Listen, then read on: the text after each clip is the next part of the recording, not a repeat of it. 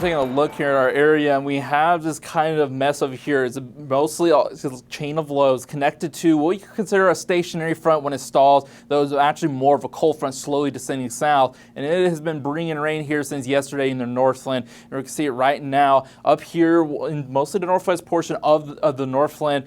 Itasca County, Koochiching County, making its way into St. Louis County. You'll notice there we do have a severe thunderstorm warning. It's on the low end, but we are seeing some pretty good winds, 60-mile-per-hour winds, some hail getting up to 3/4 of an inch. So just keep an eye on it right now. It goes for Goodland, making its way towards Cotton, just south of the Iron Range. If you're in these areas, you do have a severe thunderstorm rolling through, so you want to be cautious. Make sure you're ready for some pretty good gusts of wind and maybe some hail along with it. And this whole area in general is seeing quite a bit of the wind and all that, but some good downpours as well. We'll continue to see that action as we continue through, but you'll notice once we get into the afternoon, it is going to shift into northwest Wisconsin, going into the UP. And then as we go into the overnight hour, you'll notice it starts to clear out a bit, though we can see a little bit of action into Thursday morning, kind of those lingering showers and storms.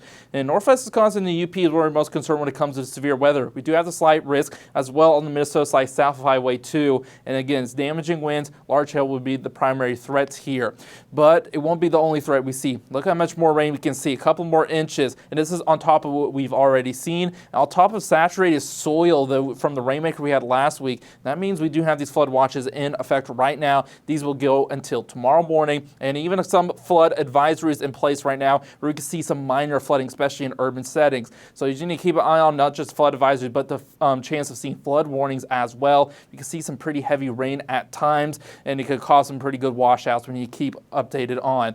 And when it comes to the temperature as well, with that stationary front north of it, we're going to be staying a little bit on the cooler side with those highs into the 70s. But if you're living further south into northwest Wisconsin, where the front is going to pass later on today, well, that gives you time to heat up. In fact, getting into the 80s, pushing close to 90 degrees potentially as well. So it's going to feel quite warm, especially with the humidity.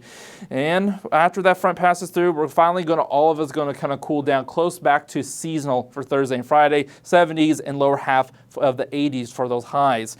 And this is helped by a high pressure system coming in behind us, pushing in a little bit cooler air compared to the warm air we've been seeing, and it's going to bring in some clear and sunny skies by the time we get to Friday. We're already going to start seeing that on Thursday, though some showers are going to stick around and pop up potentially even as we get later in the day on Thursday, but it should really start clearing out, especially on Friday. But one of the consequences of this front and high pressure moving in is this is going to bring down some wildfire smoke from Canada, so you can keep an eye on potential air quality alerts coming out, especially as we get into Thursday. That's where we expect some of the heavier smoke and going into Friday.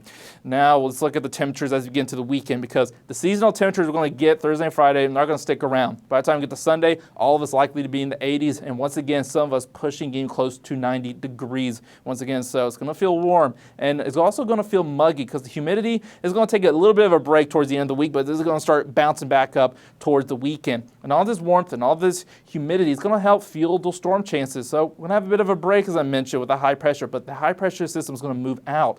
Look at Saturday, I should say. We're going to see some more showers and storms potentially in their area. And then on Sunday, this is where we have the bigger chance of those showers and storms making their way in. So the weather is going to continue staying active for the weekend, and not just the weekend. Look what's coming up next week. This is the 8 to 14 day heavy precipitation hazard. It's a bit of a mouthful, but it basically says in the next 8 to 14 days, we can have a chance of seeing, here in the Northland, a slight to moderate risk of seeing some heavy rain. This is going to be July 29th through August 4th is the time span. So the active weather is going to be sticking around for a little bit longer, even into next week. And we look at our 7-day forecast. Just be ready for the severe weather today, as well as the flooding risk, before we get a bit of a break towards the end of the week.